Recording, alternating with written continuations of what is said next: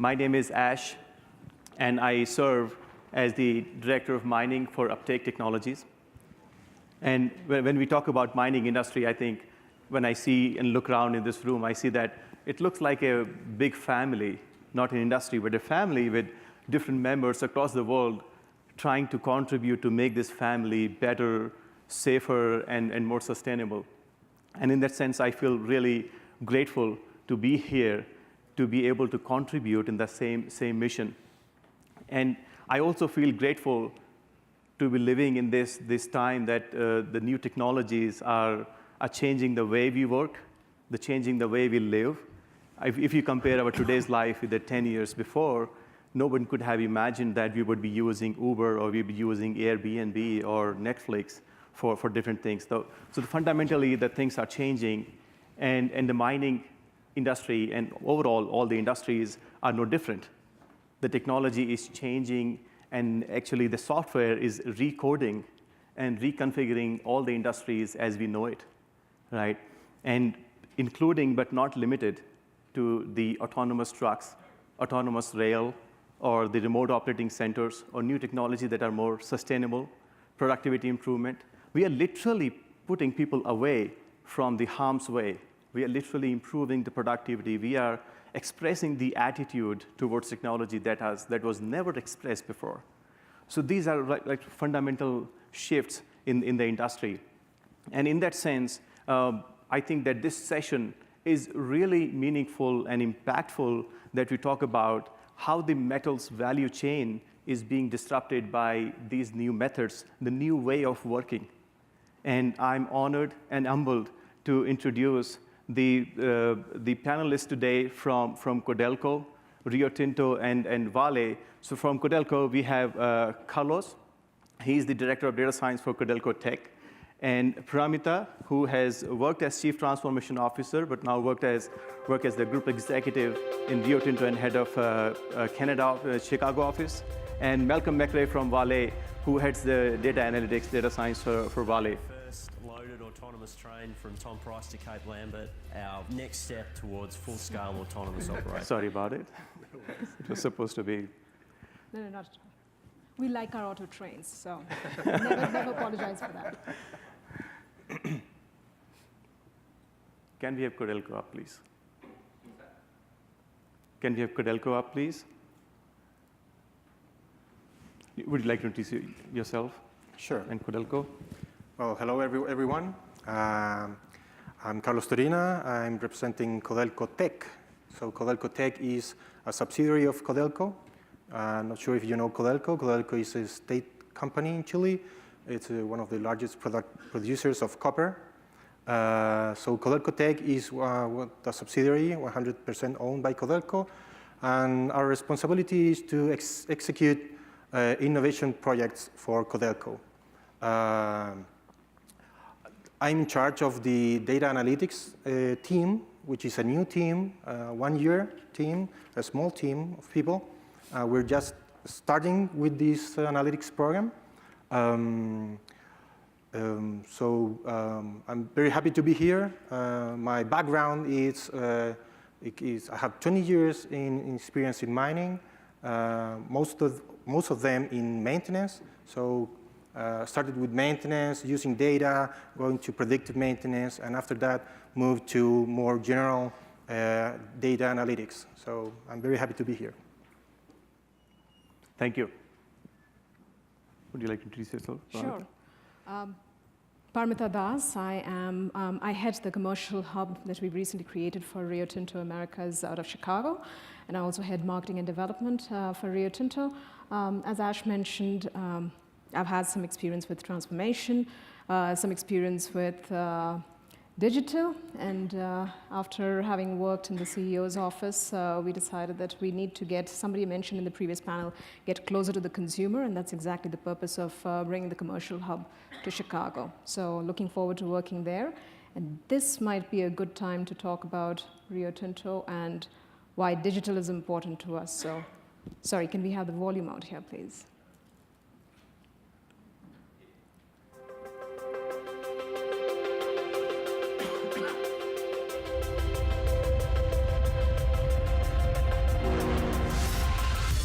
first loaded autonomous train from Tom Price to Cape Lambert, our next step towards full-scale autonomous operation of the railway. Very excited, can't believe we finally got to this day. I would struggle to count the number of people that have been involved in this process. This project's been going on for the better part of a decade in various forms. It touches lots of parts of our business, so I would say it'd be in the hundreds. My role today is to set up a driverless train, check that it's done safely and ready for departure, liaising with train control and then to stand clear and send it on its way. My process involved with the driverless train today will be talking with the order hall crew to make sure the train is presented to train control ready for departure. And once they've confirmed that that's the case, then we'll proceed with our order hall scenario to make the train take the journey through to the ports. I'll liaise with train control in Perth and we'll do our tests. 98 West Control, you're right to validate, you're done. Roger. And 8198 West Control, data's validated and order hall start doing. West Control 8198, yeah, you got auto hall, mate. And then I'll exit the cab and train control in Perth. They'll program the train and it'll go to the coast unmanned, and this will be the first event of a heavy haulage loaded train from a mine to a port worldwide.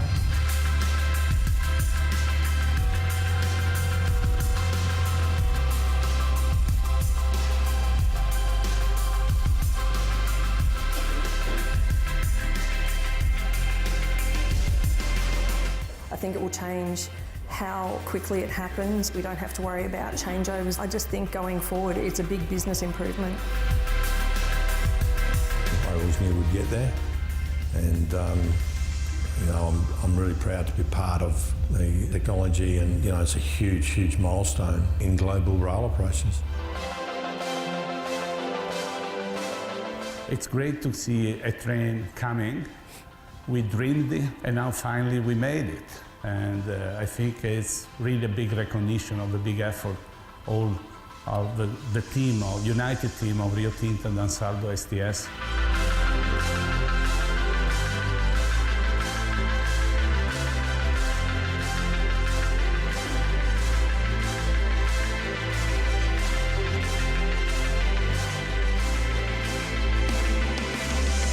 We're making history today.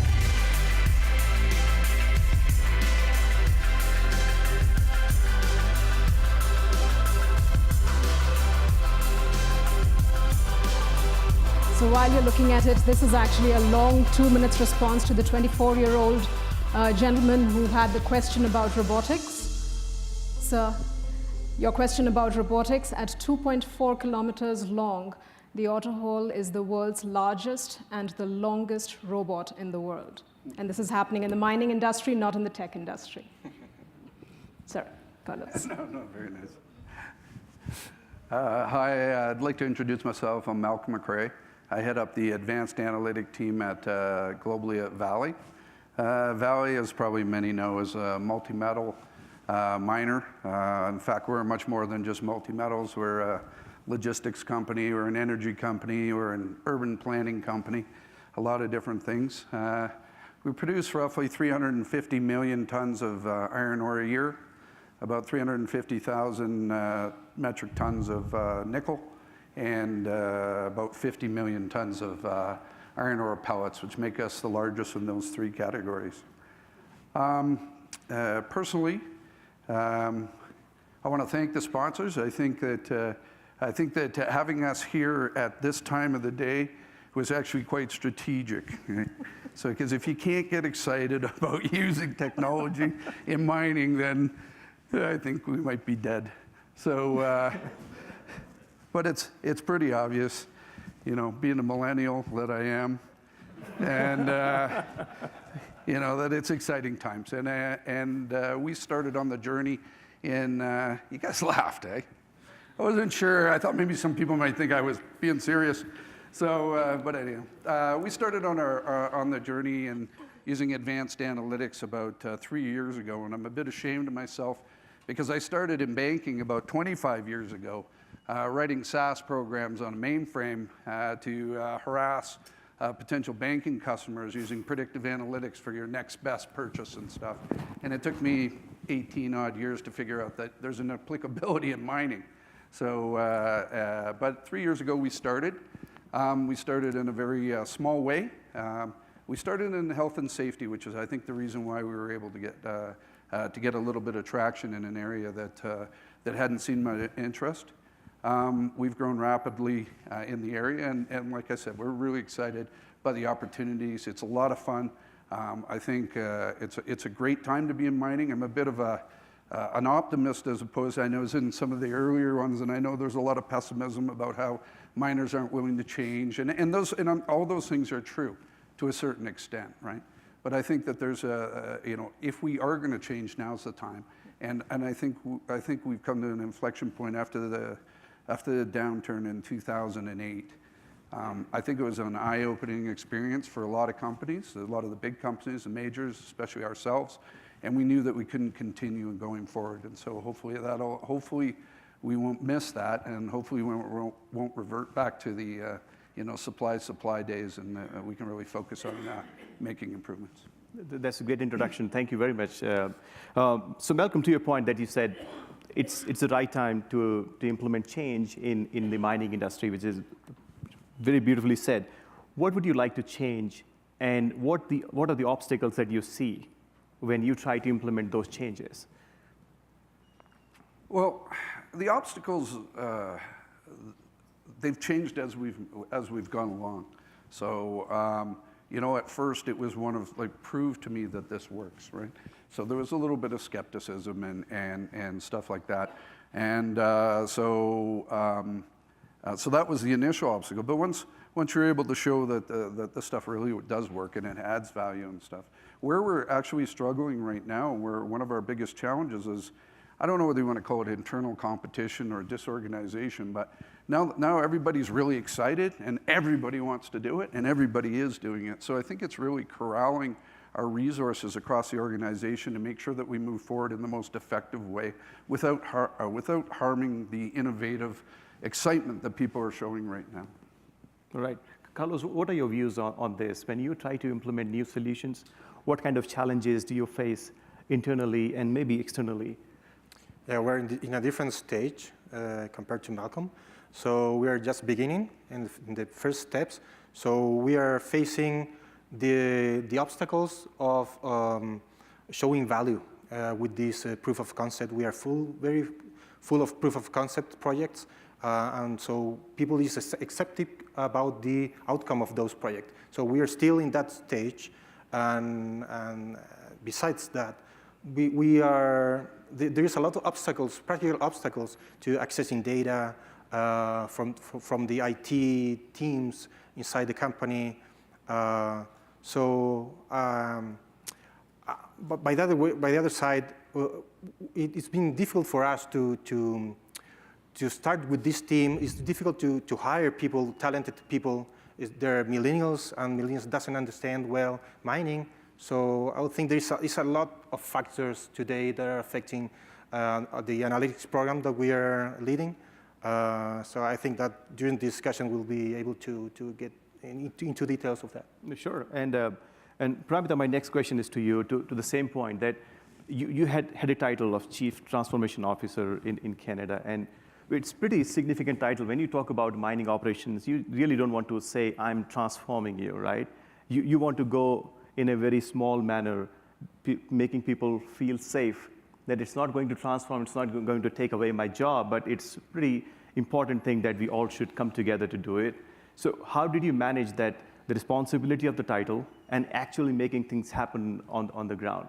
Well, the only thing I will add to that, Ashutosh, is it did get me some brownie points with my 12-year-old, because the minute you add transformer or transformation to the title, your level of respect to a 12-year-old goes up. I became the new transformer in the house. But your question is spot on because of the mindset. I think earlier on somebody in the panel said that a biggest challenge is the mindset, right, and the culture. The idea was not to bring about a slam dunk change and just show that things are happening. It's about bringing people along the journey, and that's been important. With the 47,000 people group of Rio Tinto, you're almost a subset of the society.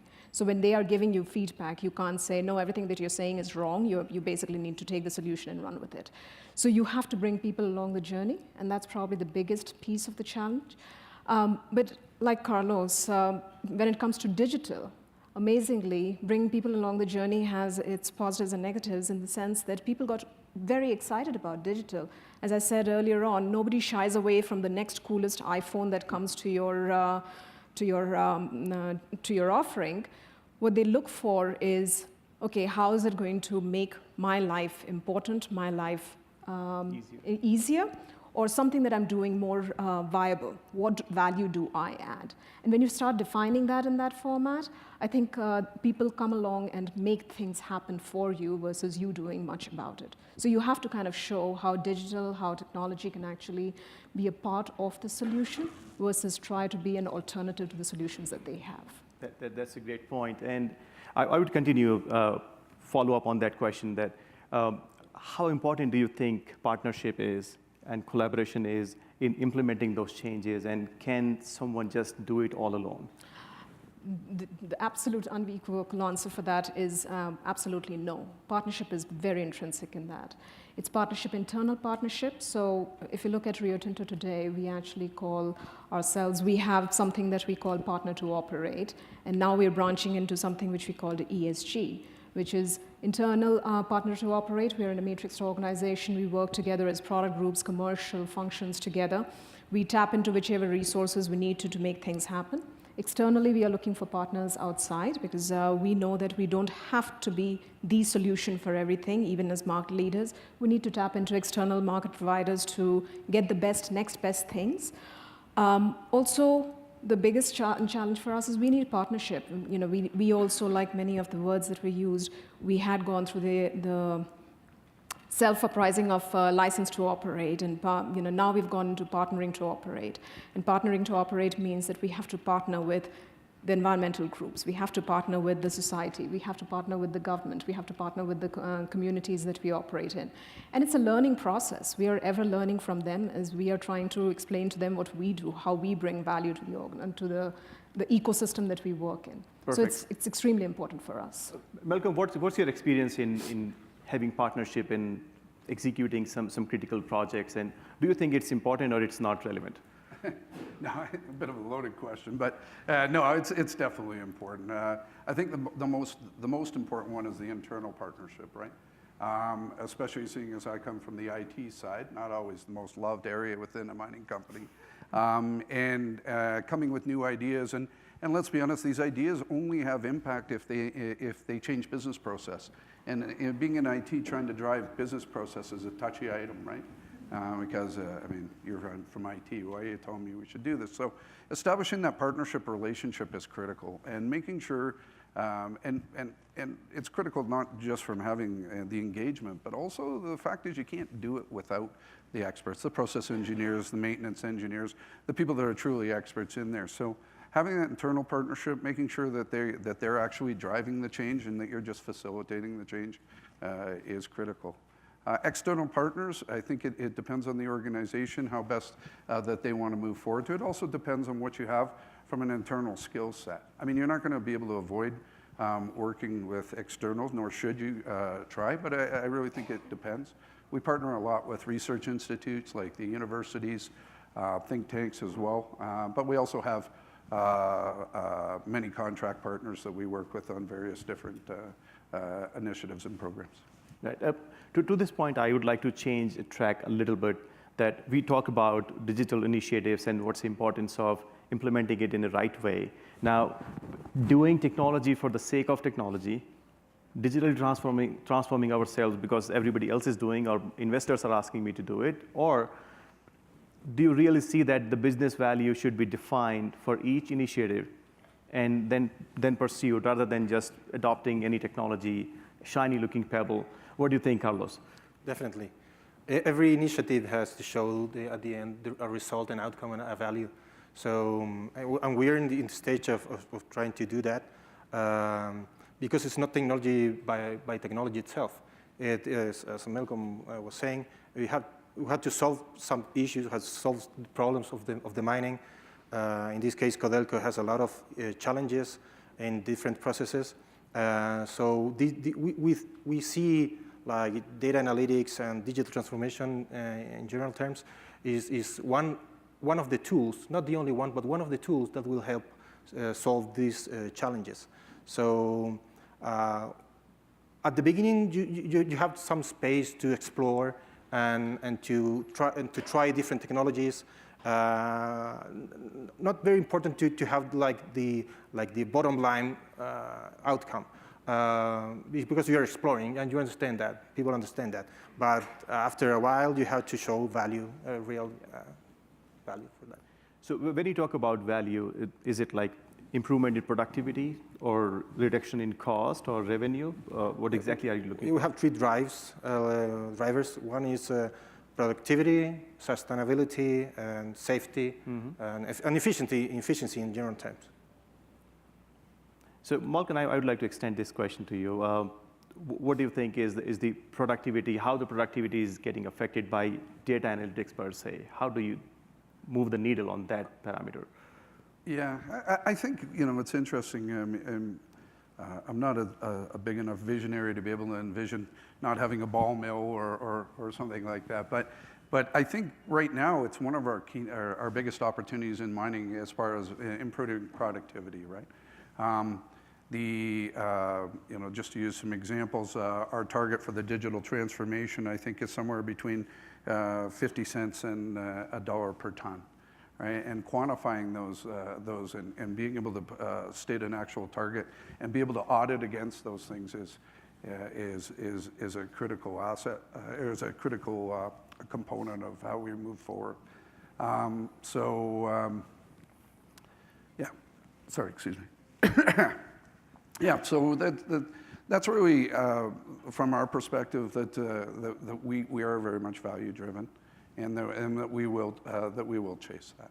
And if we don't have we're born. Maybe just take a quick step back to explain why I'm babbling on about this. We got the opportunity to actually move forward with this because of the metals pricing. And all of a sudden, it really did matter, right? You couldn't just go buy another haul truck. You couldn't just, spend more on diesel. You couldn't just do those things. The money just wasn't there. So that gave us, that gave us the opportunity to be able to showcase and show our mining partners how we could save money another way. And so we use that as a foundation for our entire digital transformation program. So I have two follow-up on that. One is on safety, as Carlos mentioned, and one is on sustainability. So for sustainability, Paramita, I would like to ask a question on how do you think new technologies can make our operations more sustainable? And now sustainability is something that we think it's really important, but we strategically post it on the end of the slide deck, at the end of the conference, everywhere. But now there are some really good things happening in the sustainability realm by leveraging some technologies. So Sure. What are your thoughts on what technology can do about it? So as far as I'm concerned, I think any of those words, whether you take safety, productivity, or sustainability, none of them need to be mutually exclusive. You can actually work on one solution that addresses all three of them. So I'll give you two examples.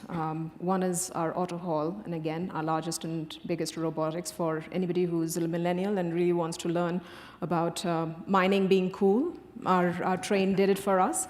But that train, in all true senses, runs at 6% a higher speed than a manned train.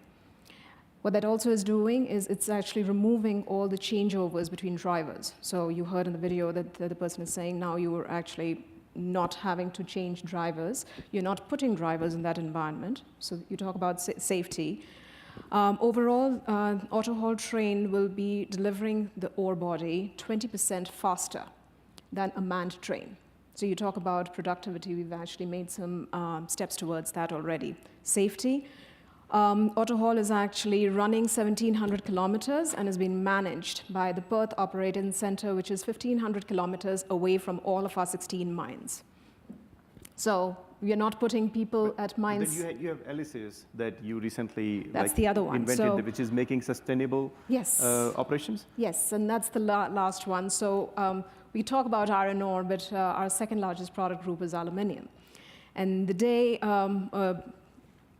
100 years back, or 132 years back to be exact, when aluminium was discovered, somebody also recognized that the production of aluminium means we are actually emitting carbon and greenhouse emission. After 132 years of R&D, today we are very proud that in July of this year we announced ELYSIS, which is our joint venture with our Alcoa, with Apple, with the Canadian and the Quebec government. And this joint venture is going to bring the 132-year-old vision to life. For the first time, we are going to create aluminium, which is going to have zero greenhouse emission, absolutely no carbon footprint whatsoever. But not only that, we don't stop there. This is the first technology which is going to emit oxygen. So if you think about mining and the sustainability factor, ELYSIS is a great story, and this is a journey of the stories for Rio Tinto. A couple of years back, we had our low carbon footprint aluminium called Renewal.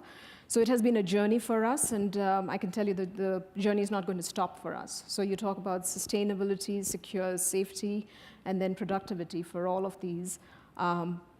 We have to keep all three of them together. Excellent. And coming to safety, to you, Carlos, first, and then followed by Malcolm. What are your experience in how the data analytics or broadly AI or new technologies are improving the safety of operations? Well, the first thing is removing people from the risk areas. It's so based on automation, autonomous operations, remote centers, removing people from taking samples with robotics. So there are different kind of applications of IA and digitalization and robotics that are helping removing people from the risk areas. But I also see that there's a huge potential of helping with reducing the risk when people should be there in those occasions for maintenance, for example. There is no need to, for example, physically censor things. You have the IoT devices that are doing that. Or if you have to interact with the machine for diagnostics or whatever. So it's so far it is still a very the experience, the risk assessments are based on the experience of the supervisors and the people. So they don't have all the experience. Many of them doesn't have all the experience. So if we have these systems which is based on IA that can help them, support them, like assistants, like virtual assistants, something like that, that will help us definitely in try to be more aware of the risk of that specific task and so on. So I think that we've been doing some things good in terms of removing people out of the operational risks, but for the people that have to be there, we still have room for improvement. Welcome. Yeah, I 100% agree. I mean, any of the autonomous and remote, or whether it's the remote sensing or remote control, are important to getting people out of harm's way. At Vale, I mentioned earlier, we started in safety as one of ours from a machine learning perspective, and I think most miners collect a lot and have been for a long time near miss, unsafe condition information, incident information. And we use those along with, we're using those along with other data to identify risk. For the various different areas across the organization. So as a superintendent in a mine, for example, they'll get their risk assessment for coming up to let them know whether it's more risky or less. It's kind of like what they do at the security where they say it's a heightened risk of it's a heightened risk or a lowered risk. You know, it's orange, or I can't remember all the colors at the airport when they have it on. So we use that, and that's pretty innovative, I think. And you know, when we had a little bit of pushback to begin with, and they said, "Well, you're not predicting the actual accident." I said, "No, we're not predicting the accident, but we've been collecting all this information, and let's be honest, what have we been using it for the last 20 years, right? Yeah, exactly, not much." We try and do some campaigns. But when you start looking at the volumes of data that you're collecting in these things, and remember, a lot of it's text-based. So what we do is we text mine out of the written reports and stuff like that. And we found some really interesting things, like the correlation between unplanned maintenance activities and safety, right? The more unplanned maintenance you do, the higher incidents that you have. So it's been great, and it's a long journey still. We're still working on the algorithms to try and improve the results.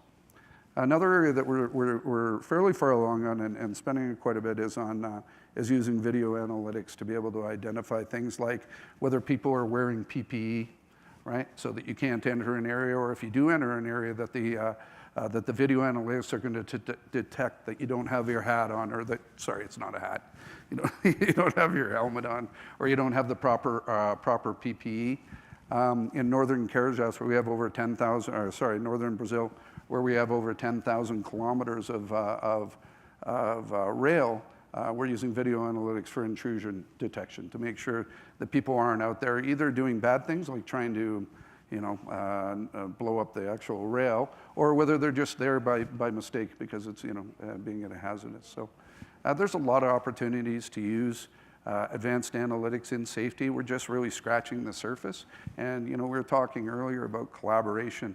And I think this is really one of those areas, and we've reached out to several mining companies and continue to, where there's an opportunity for us as an industry to get together and really make some important strides.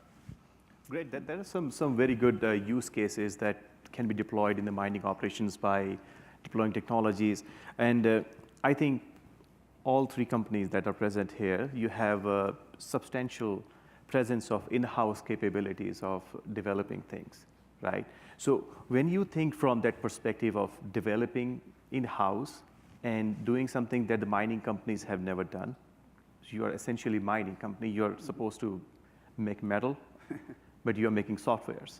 So what are those challenges, and going forward, how do you see these things changing, like gap in the skill or job description changing when you go hire a geologist or when you go hire a mining engineer? Would you see a job description of, hey, data science is a mandatory skill or requirement that you should go and hire? Are there going to be some changes in that? Well, I think we're being a little disingenuous if we say that there's not going to be job displacement in the mining industry because of AI or any other industry for that matter. The fact is, it's a rotational change in how we do. And so there is going to be displacement. Now, whether it's a net negative or positive, I'm not Houdini, and I don't really know. I remember when I was going to school, or when I graduated from university, they were saying we're going to have to go to a 4-day work week because there wasn't going to be enough jobs to keep everybody employed. And now I'm working on a 6-day work week and wondering how come I'm missing out on 2 days a week. But so it's hard to say, but there's definitely going to be displacement. And some of the obvious, when you're looking at RPA, robotic process automation, the repetitive tasks are going to be, those types of jobs, but that's everywhere, right? And I don't think we have any bigger onus than any other area manufacturing to retain jobs that are low value. But having said that, I don't see people like geologists or process engineers or metallurgists having any concerns whatsoever. Are they going to have to retool and re-educate? Of course. And I think I think we all have to recognize that we're in a continuous education environment, right? If you stand still, you're going to get knocked over by somebody else, right? And you just won't be able to keep up. But so as far as displacement, I don't know if it's negative or positive, but it's definitely going to happen. There's going to be lots of new and exciting jobs created, and they are now. And I think, as I said before, I think it's a really exciting time to be in mining, and an exciting time to try new stuff and really be at the forefront. Thank you for sharing that thought. I have slightly twist on that question further, that when you go and try to build those internal teams, and I'm not talking about replacement jobs, I'm talking about a new discipline that you're creating within the mining. When you try to recruit those people, you essentially compete with the tech companies. Yeah. And how do you attract them? And this question is to all three of you. How do you face those challenges? Like, you're competing with the Google and Amazons of the world. And how do you attract those people, and how do you create that environment? And you mentioned that before, creating a cool company within mining, a cool culture. So are those challenges real, or they are just hypothetical from the outside? You want me to go? Yes, please. I don't think we're just competing with Googles and the Amazons of the world. We are also competing with the NASAs of the world. So, you know, I'm pretty sure all of us can actually speak to, when we look at talent, we are looking at all sorts of talent. And when we're looking at mine of the future, it doesn't necessarily need to be confined to the mine boundaries. We have extended far beyond that. So, are there challenges? Yeah. Retention? Yeah, that is a consideration, but we haven't reached that point where we are still at the precipice of starting off this battle. So we have a long way to go before we kind of come to the point where we are actually fighting for talent and then looking at how do we retain them. But if you think about all the things that are happening in the mining industry, and I share Malcolm's sentiments out here, that this is a great time to be in mining, just because space mining is not unheard of. We are actually all looking at things like this. We are looking at not only space mining, but also looking at things within the, what we have already created and have on the Earth. We're looking at urban mining. We don't have to always start looking at digging up our backyards for the next round of mining and minerals. So different talents will come. But we are not there yet that we are actually fighting for talent. That's going to be a challenge for the next 10 years for sure. We have a long way to go before that. Yeah, I also agree that we are competing on talent compared to other industries, tech companies. But in our case, we have this approach that we have to collaborate with the ecosystem. We have very little capability to create software, for example. We're not willing to do that. So, but we understand the need, and we understand which is going to be the solution for that for the people on site. So, knowing that, we are identifying those companies that are willing to co-develop a solution with us. So, we are in the process of building a business model, like as CodelcoTech, to create these solutions that are not available in the industry. So, there is a win-win opportunity for ours and the rest of the companies and the ecosystem in order to create something new and create value for the company and for them also.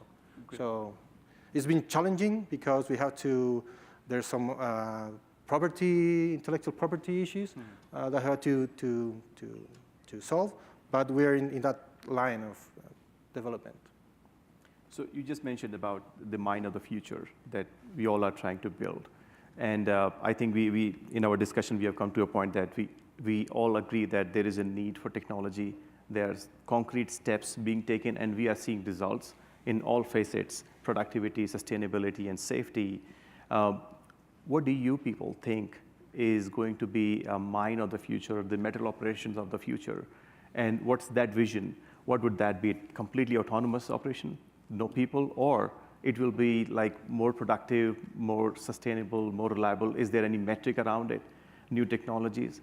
So what are your vision around it?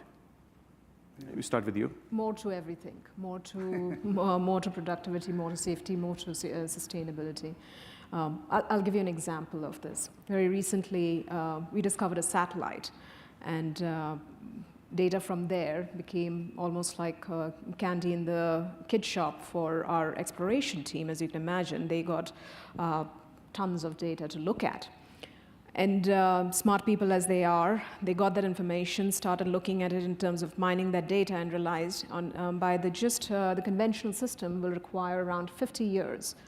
And that's no kidding, because we always say that from a concept to actual mine production, it can range from 10 to 35 years. So 50 years is around in the ballpark. So the very smart explorers of our world came back and said it will require 50 years. Immediately they realized that's a wrong answer, went back, put up a nice little computing cluster around it, and recognized that for several $1 million, they can reduce that 50 to around 11 years. They came to management with that 11 years, several $1 million proposal, and you can imagine the response to that. Like you, but don't like you enough, go back and do something different.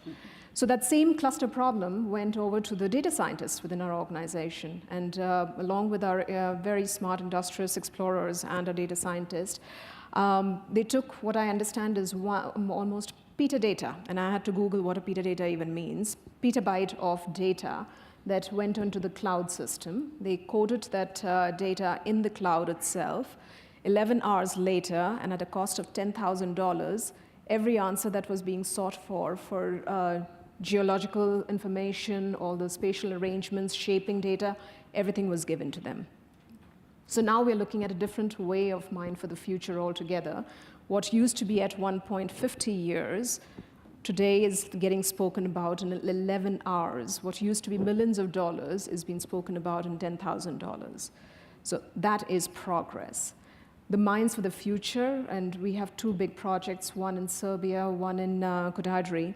Those mines are not even looked at in the traditional way. We are actually looking at digital clones for them, such that we can create a safe situation for training and for operations, for safety risk information coming back. We're already embedding data analytics and machine learning into them, so that before even production, we can get information from the raw data, such that we can mine for the future in a different way altogether. So for us, it's started already.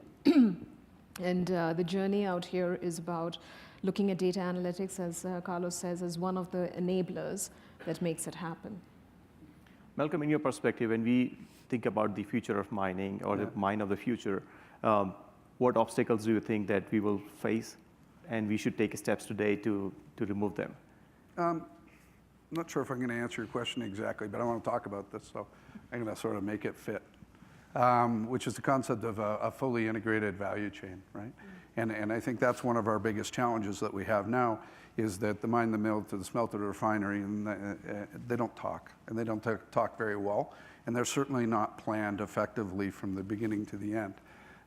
We've evolved in mining as a supply-driven group of organizations. I don't know how many times I've heard it's all about, rubber hits the road, blah, blah, blah, blah. And it's push as much material as you can out, and the sales guys will get rid of it, and we get whatever we get, but we're just going to keep pushing material. Where I see in the future that I think is a demand-driven organization that's able to react to what the market conditions are, so you can maximize the value of your organization instead of just trying to push as much material out. The biggest challenge for that is making sure that you understand the levers that go from the commercial end all the way back down to the mine, instead of going from the mine up.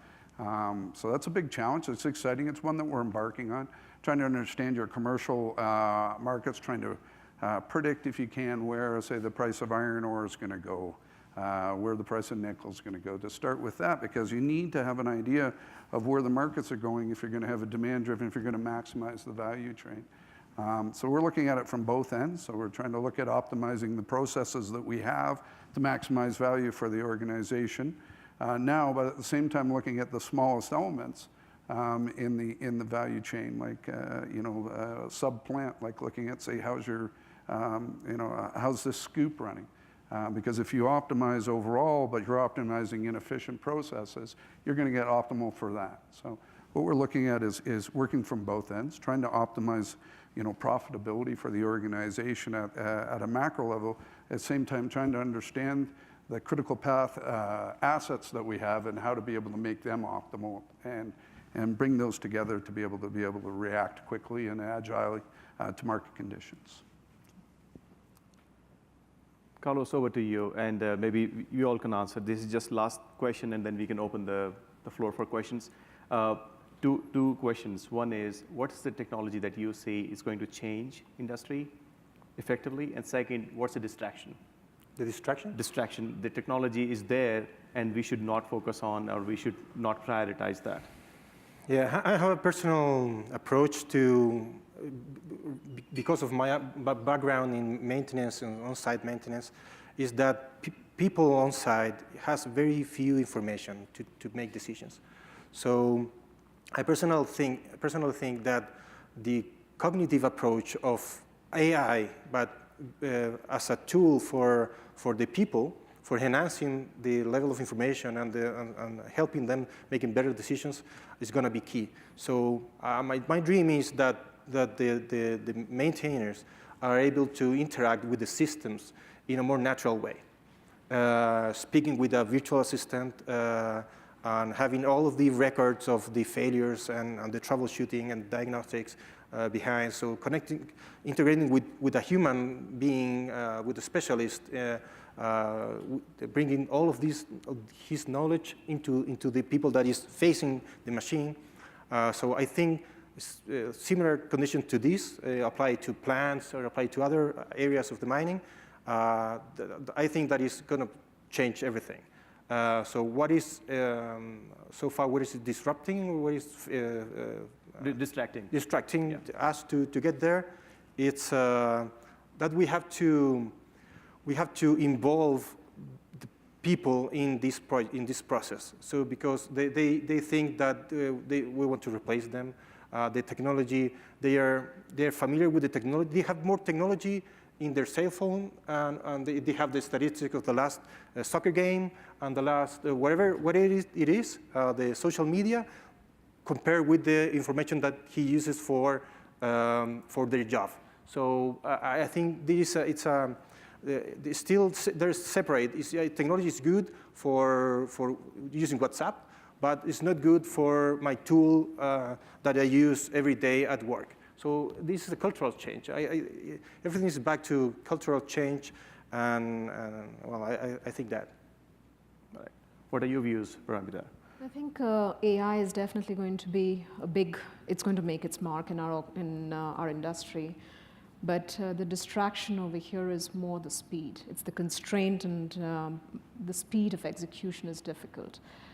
When you talk about AI is only good as the information that you're tapping into. It's literally the tentacles have to go into the data source. We hold the data source. But our internal processes, as an industry, we are extremely process-driven. We like to make sure that we have dotted every I and slashed every T.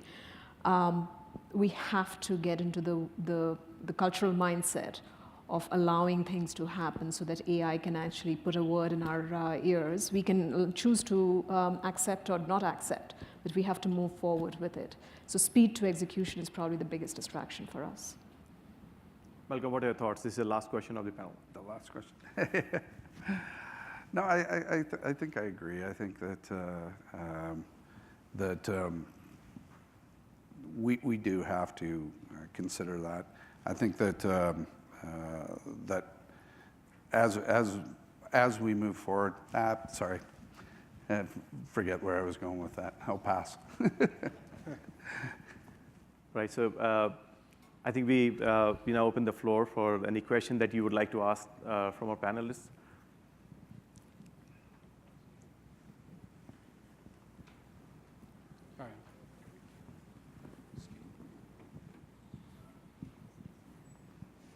Thank you for all those great comments and insights on our industry. I'm Deborah Johnson with GE, and I won't ask all the questions that I have, but it raised a lot of things that are of interest. You talked about one of your challenges, Carlos, is showing value from the POCs, and that raises a whole lot of questions because I know all of you guys do POCs, and we heard earlier today about the Agile, and big fan of Agile, fail fast, but the problem is what that corollary of succeed fast is a challenge. And I guess I'd like your insights on what do you guys see as the keys to success for POCs in whatever area it is, and how do you reduce that average length of time on POCs from an unscientific number that I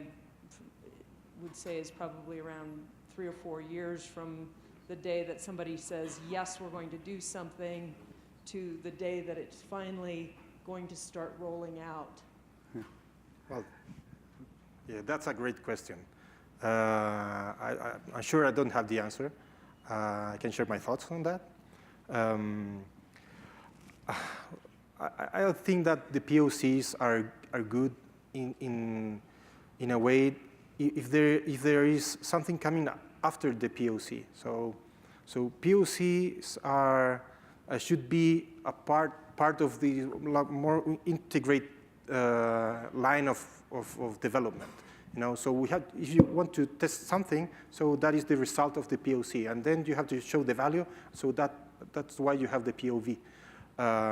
So I think it's important to define the scope of what you're trying to test with these initial pilot projects. So, for example, we have one it lasts 6 months, and we weren't successful to identify which was the objective of this particular project. So for us, it was very good because we feel we succeed with that project because we understand how to get the data, how to process data, so how to use it in the very early stages, so very descriptive analytics, not very predictive analytics, but for us it was very successful project. But for the internal customer, the operational, they have this feeling that this project wasn't very useful at the end. So, yeah. And for the people that was very involved in this project, we were very happy. But for the rest, that wasn't a good example. So I think we had to. This is important that we have to clarify the objectives on the scope of that particular project, and give the importance to communicate that we found something at the end. Maybe it's not a very good insight that will transform in something like a solution or a given value, but that's something that was important to know to continue moving forward with some other projects. That is my experience. Yeah, just to jump in, I agree 100%. We learned that pretty quickly was that we got all excited and we were just happy to have somebody who wanted to listen to us and let us try something, but we didn't make sure we knew what they were going to do with it. And I think it's really two things. One is, well, three things. One, make sure that it's a short enough duration that people don't lose interest or you don't lose your sponsorship. Yeah. I think the second one is that you absolutely have to make sure that there's a clear understanding of what you're going to deliver. But the most important one is and we do this religiously, is we push whoever it is to make sure they tell us how they're going to use what we provide. So we envision success, and then we get them to explain and sign up for the benefits associated with that success right before we start the project. That way because there's a lot of reluctance for many different reasons for people to stand up and say that a project might be successful, or they may change their mind. But having that sort of agreement on how to proceed in the early stages and making sure you know exactly what they're going to use it for and make them think about how it's going to be used and how it's going to change their business process is probably the most critical step. I'll just add, I couldn't agree more with my colleagues here. I always say go for the low-hanging fruits, and I know it sounds like a cliche, but it's very viable. I think as a society we are running into an attention deficit problem. We do like to see some results quick. That's for sponsorship, but that's also for the stakeholders who are working on it. So as soon as you can actually show some viable, physical, visible results, and ensure you don't have to get it to the 100th yard. You can always stop at the 80th yard, show something, and keep on improving. Uber, as we know it today, wasn't how it was 5 years back, but at least they got it started. And today they have been improving upon it based on the information that they got. The mining industry needs to get into that mindset that it delivers some things quick. The bigger challenges are always going to be there, but there are always going to be more challenges that are going to add up to our pile. Let's just address some of those low-hanging fruits quickly and then keep improving upon them.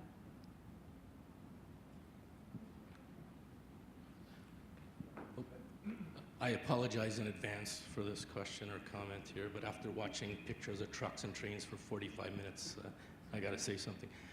I really hope the millennial will find me after and give me your comments. But if we go to the millennials showing these pictures of the future of mining, God help us all. The only people who like big trucks are 10-year-old boys and mining engineers. If you want, you got to talk to your marketing people. I don't care if it's a 2-kilometer train. That's not what the millennials are interested in. Talk about the digital twins. Talk about the swarms of robots. Talk about the wearables. But this is not the future of mining. I truly hope it's not. We truly appreciate your comment on that. That was actually meant for this crowd, which we knew potentially had a lower chance of millennials. Sorry. But on a very serious note, sorry. On a more serious note, actually what I think Malcolm mentioned, our industry has to speak to the consumers. And I think that somebody in the previous panel also said, we as an industry really need to start speaking to the consumers. So today we don't speak Rio Tinto, we kind of shy away from speaking about iron ore, copper, aluminium, diamonds gets the attention. We like to speak about diamonds. But molybdenum, copper concentrate, silver, gold, great. We actually talk in terms of when you get into the next flight, that's where Rio Tinto is. When you get into your Tesla car or your Ford 150, that's where Rio Tinto is. When you pick up your iPhones, that's where Rio Tinto is. And that's the vocabulary we need to establish. You're absolutely right. The pictures are actually, and my first chance, I got vetoed out. The first one that I was trying to show was a little bit more consumer-friendly, but it was actually going to talk about the products that we are in. This was more to show that we also have a little bit of robotics to answer our millennial question. Two of those trucks, the one up the ramp are empty. I don't know if that's Sorry, this one I'll let Ashutosh answer to those. We only have time for one more question. This is the last question, and then we'll get up and close it up. And asking for sort of 1, 2, maybe 3-word answers just from each of you, including yourself, Ash. What technology, innovative initiative, whatever it may be, are you most excited? You're all from large organizations. You get to see a lot of different things. What are you most excited about right now? This question to me? For all of you, including yourself. Including me. So the technology is that the data that is available to us, historically, it's dumped data. It's lying somewhere on the server. It's like your dead inventory. It's a non-performing asset, right? If we can just find value out of it, analyze it, and just put to use and help your operator make intelligent decisions, that is one thing that is needed for our industry. 3-sentence answer. In my case, we're trying to build like a virtual digital twin of the concentrator plant, integrated with the mine. So we have some successes and some big challenges to try to do that. That's our big project so far. For us, personally, I think 2 things gets us excited. Traceability actually gets us excited. Somebody mentioned in the previous panel, traceability. We are very keen about, and we were the founding members of ASI, Aluminum Stewardship Initiatives, which is actually looking at all the features about not only sustainability, ethical production, what you're doing back to the mine site after closures, everything is included in that. Traceability gets us excited, but on the other hand, mining data gets us excited. So there is a lot of data that's sitting there, and we just need to turn that into information and intelligence. Yeah, I think I'm just sort of encapsulating what you guys have already said, but for me, it's machine learning everywhere. Honestly, I really think that and AI applied across, it can be applied across every aspect of mining, and I think it's the most exciting new opportunity for us, or not new, but then future opportunities. And if you want to talk more about how to apply machine learning to your assets and processes, please come find us on booth number 1. Thank you very much, guys. You have been very good audience. Thanks. Thank you.